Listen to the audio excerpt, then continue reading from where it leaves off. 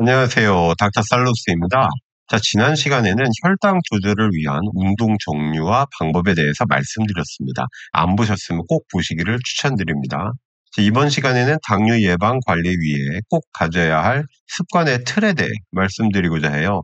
정답부터 알려드릴게요. 바로 일주기 리듬입니다. 우리 몸 안에서 24시간 주기로 돌아가는 생리적인 시계를 말합니다. 다 마셨다고 떠나시지 말고 끝까지 시청하시면 왜 일주기 리듬을 잘 타야 당뇨에서 벗어날 수 있는지 이해하실 겁니다.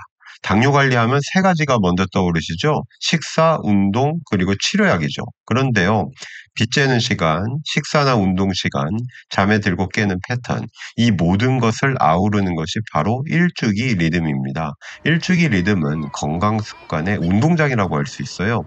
장소 선정이 잘못되면 운동이 제대로 되겠습니까? 자, 일주기 리듬의 기준이 되는 중추시계가 있어야겠죠. 이게 바로 뇌의 시상하부에 있는 시신경 교차 상액이에요. 줄여서 SCN이라고 부릅니다. 리듬의 시작은 눈을 통해 들어오는 빛이에요. 시작된 리듬은 중추시계에서 말초시계로 가야죠. 정부가 있고 지자체가 있듯이요. 말초시계에는 췌장, 근육, 간, 장, 갈색과 백색 지방 조직이 있습니다. 하나같이 인슐린 감수성, 저항성과 관련이 있는 장기들이죠. 중앙정부에서 지자체로 가려면 길이 있어야죠. 길은 네 가지가 있습니다. 호르몬 경로, 교감, 부교감 신경 두 가지로 이루어진 자율신경 경로, 수면 각성 경로, 식사와 운동 행위를 통한 경로입니다. 자, 호르몬 경로부터 보면요. 수면 유도해주는 멜라토닌 잘 아시죠? 밤에 많아지고 아침에 햇빛을 직접 보면 줄어들죠. 근데 이 멜라토닌이 인슐린 분비에 중요한 역할을 합니다. 반대로 아침에 주로 분비되는 코르티솔, 인슐린 분비 감소시켜요. 성장 호르몬도 일주기 리듬을 제대로 타야 간과 근육에서 인슐린 작용이 제대로 이루어지게 해줍니다. 강조드리고 싶은 것은 중추시계는 빛을 동력으로 움직이고 말초시계는 식사 습관을 통해서 움직인다는 거예요. 그러니 식사 습관도 일주기 리듬에 얼마나 중요한지 아시겠죠? 1960년대 의학자들은 이미 혈당 수치에도 일주기 리듬이 있는 것을 알았습니다. 같은 양의 당을 먹어도 오후나 저녁보다 아침에 혈당이 덜 올라간 거죠. 이것이 가능한 이유가 바로 말초시계인 췌장 베타세포도 일주기 리듬을 따르기 때문입니다. 이번에는 근육시계로 가보죠. 식사와 운동이 일주기 리듬을 따라야 하는 이유 중 하나가 두 행동 습관이 근육의 리듬과 동기화되기 때문입니다. 근육의 인슐린 감수성은 오전이 더 높고 미토콘드리아 기능은 저녁에 절정을 이룹니다. 간과 장, 지방 조직 말초시계는 식사 습관과 연결되죠. 중추시계는 식사 행동을 조절하고 몸 전체의 인슐린 감수성을 관리합니다. 말초시계들 보십시오. 모두 혈당 조절과 밀접한 관련이 있습니다. 따라서 일주기 리듬이 깨지면 당뇨가 잘 와요. 또한 당뇨 환자에서 일주기 리듬이 깨진 경우가 많습니다. 자, 일주기 리듬이 깨졌을 때 혈당 조절이 얼마나 안 되는지부터 살펴보죠. 중추 시계가 뭐였죠? 시신경 교차상액 SCN이죠. 이 시계가 어떻게 돌아가요? 눈으로 들어오는 빛으로요.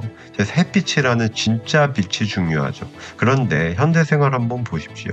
낮 동안에 진짜 빛을 보는 것에는 얼마나 인색합니까? 반대로 밤에 가짜 빛을 보는 데는 너무 후하죠.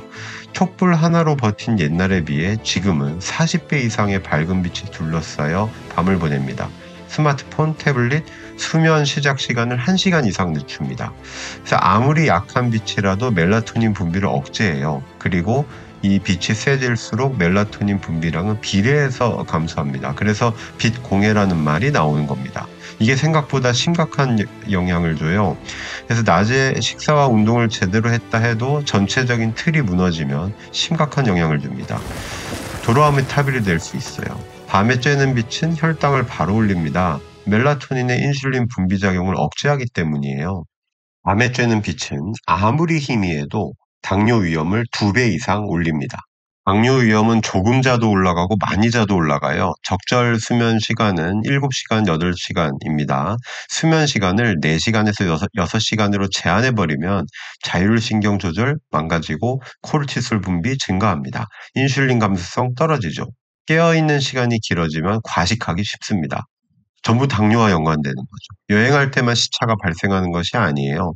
생활 습관의 리듬이 생리적 리듬과 불협화음을 내면 사회적 시차가 발생합니다.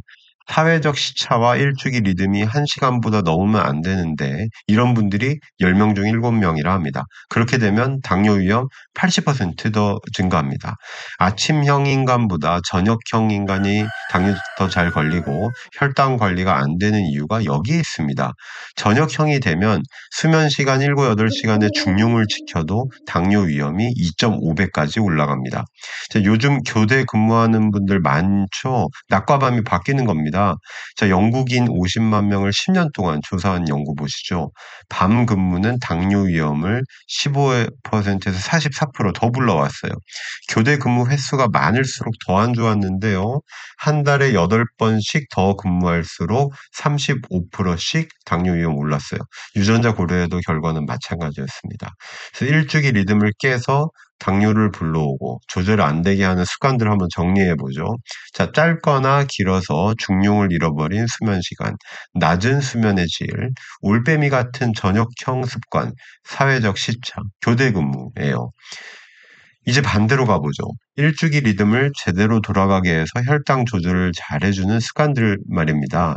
첫째, 아침에 직접 나가셔서 빛을 쬐시고 낮 동안에도 밝은 곳을 자주 찾으세요. 둘째, 저녁에 블루라이트 차단하십시오. 정말 중요한 이메일, SNS 드뭅니다.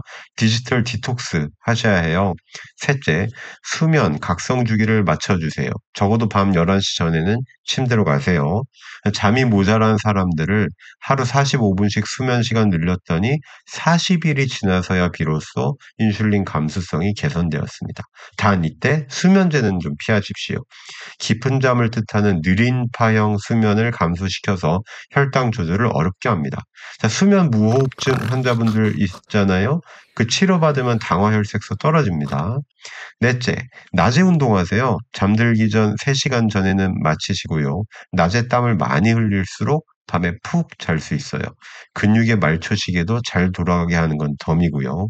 다섯 번째, 식사 시간입니다. 제가 지난 영상에서도 설명드린 내용인데요.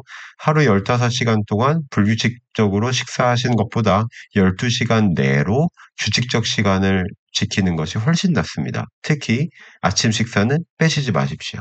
식사를 건너뛰시려면 차라리 오후 3, 4시쯤에 늦게 먹고 저녁을 빼세요. 인슐린 감수성과 직결됩니다.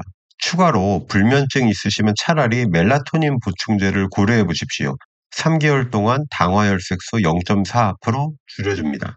일주기 리듬을 잘 지키는 일, 중용에서 중에 해당하죠. 바퀴를 굴리는 것에 비유할 수 있습니다. 이를 매일 반복하는 것, 중용에서 용에 해당합니다. 보세요. 당뇨 정복을 향해 앞으로 나아가고 있죠?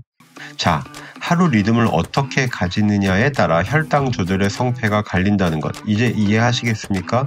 건강 습관을 계획할 때 우선 큰 그림을 봐야 돼요. 바로 일주기 리듬이죠. 식사, 운동 습관 당연히 중요합니다. 하지만 그 습관들을 시간의 흐름에 따라 어떻게 배치하느냐가 먼저입니다. 혈당 조절 어쩔 수 없습니다. 모범생처럼 살지 않으면 조절 안 됩니다. 자, 그러면 다음 시간에는 2편에 걸쳐서 당뇨 관리에서 간과되기 쉬운 우리 몸의 두 장기에 대해 알아보도록 하겠습니다. 여러분의 구독과 좋아요 기다리고 있겠습니다. 좋은 영상 제작의 에너지예요. 꼭 주십시오. 그럼 당뇨 정복을 위하여 살루스.